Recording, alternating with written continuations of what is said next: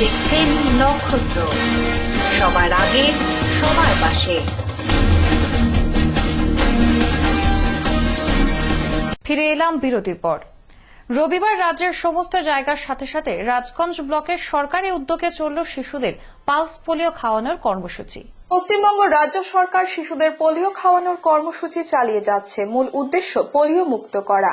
তার জন্য রবিবার সকাল থেকে রাজগঞ্জ ব্লকের বিভিন্ন জায়গাতে চলছে শিশুদের সরকারি উদ্যোগে পালস পোলিও খাওয়ানোর কর্মসূচি। প্রতিটি জায়গাতে শিশুদের নিয়ে এসে পোলিও খাইয়ে নিয়ে যাচ্ছে। বিভিন্ন জায়গার সাথে বিন্নাগুড়ি গ্রাম পঞ্চায়েত ভবনেও সারাদিন চলল পালস পোলিও খাওয়ানোর কর্মসূচি।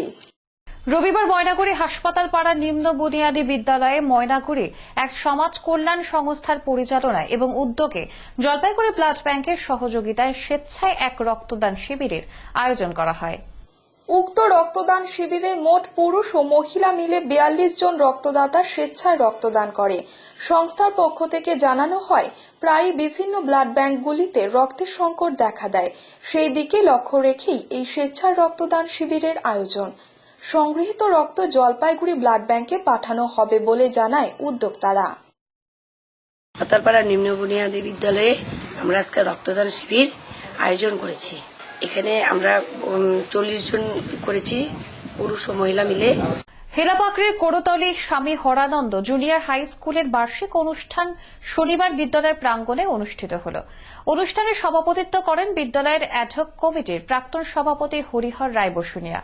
প্রধান অতিথির আসন অলঙ্কৃত করেন ময়নাগুড়ি পঞ্চায়েত সমিতির সদস্য গোপাল রায় কার্জে। এছাড়াও এলাকার পঞ্চায়েত সদস্য গৌরাঙ্গ সেন ও বিদ্যালয়ের প্রাক্তন প্রধান শিক্ষক সুধীর চন্দ্র রায় সহ অন্যান্য বিশিষ্ট ব্যক্তিগণ অনুষ্ঠানে বিশেষ অতিথির আসন অলঙ্কৃত করেন।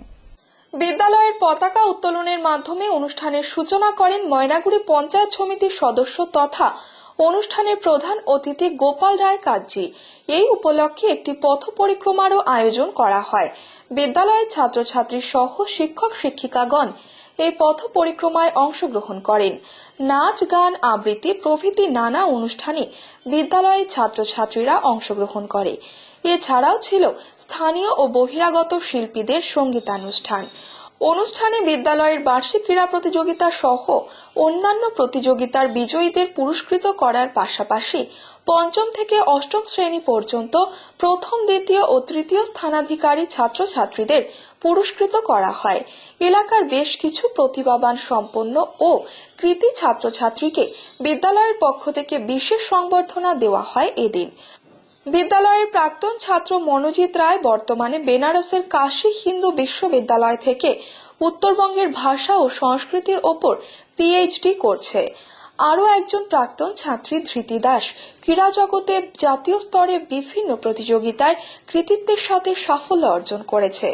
এছাড়াও যে সমস্ত কৃতী ছাত্রছাত্রী যারা বিভিন্নভাবে নিজেকে প্রতিষ্ঠিত করে বিদ্যালয় তথা গ্রামের মুখ উজ্জ্বল করেছে, তাদের সংবর্ধনা দেওয়ার মাধ্যমে পরবর্তী প্রজন্মকে অনুপ্রাণিত করাই এই অনুষ্ঠানের মূল উদ্দেশ্য বলে স্বামী হরানন্দ জুনিয়র হাই স্কুলের ভারপ্রাপ্ত প্রধান শিক্ষক রঞ্জিত কুমার বসাক জানিয়েছেন। আজকের যে আমাদের বার্ষিক অনুষ্ঠান বিদ্যালয়ের, সেটাতে শুরুটা হয়েছে আমাদের পতাকা উত্তোলনের মধ্য দিয়ে।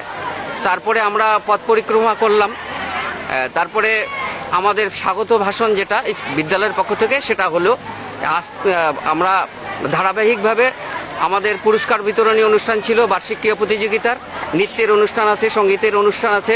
আমাদের সবচেয়ে গুরুত্বপূর্ণ আজকে যে অনুষ্ঠানটাকে আমরা মনে করছি, এখানকার যে কৃতী ছাত্রছাত্রী যারা বিভিন্নভাবে নিজেকে প্রতিষ্ঠিত করতে পেরেছে, উল্লেখ করা প্রয়োজন। এখানকার প্রাক্তন ছাত্র মনোজিৎ রায়, সে বেনারস থেকে ডক্টরেট করছে, পিএইচডি করছেও উত্তরবঙ্গের ভাষা সংস্কৃতি সমস্ত কিছুর উপরে। আর আরেকজন ছাত্রী, এখানকার প্রাথমিক বিদ্যালয়ের ছাত্রী, সে ক্রীড়া জগতে নাম করেছে। সে ক্রীড়া জগতে একটা ভালো জায়গায় পৌঁছে গেছে, জাতীয় স্তরে সে খেলছে। হিমাচল প্রদেশ, দিল্লি, কোয়েম্বাটোর বিভিন্ন জায়গায় সে হ্যান্ডবল প্রতিযোগিতায় কৃতিত্বের সঙ্গে সাফল্য অর্জন করেছে। তো আমরা আজকের এই অনুষ্ঠানে তাদেরকে আমরা সংবর্ধনা দিচ্ছি। এছাড়াও এখানকার থেকে যারা বিভিন্নভাবে প্রতিষ্ঠিত হয়েছে, নাম করে গেছে তাদেরও আমরা সংবর্ধনা দিচ্ছি। আমরা প্রতিভার গুরুত্বটা দিচ্ছি এখানে সংবর্ধনা দেওয়া। বিদ্যালয়ের এই বার্ষিক সাংস্কৃতিক অনুষ্ঠানকে ঘিরে ছাত্রছাত্রী এবং অভিভাবক অভিভাবিকাদের মধ্যে ব্যাপক উৎসাহ ও উদ্দীপনা লক্ষ্য করা যায়। এবার আসছে আবহাওয়ার খবরে।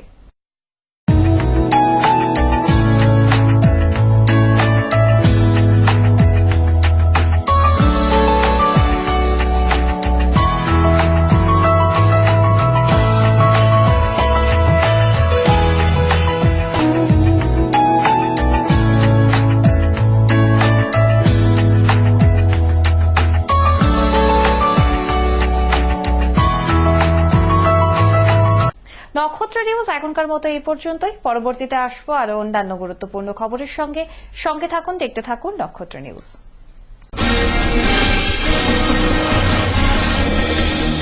আপনারা দেখছেন নক্ষত্র, সবার আগে সবার পাশে।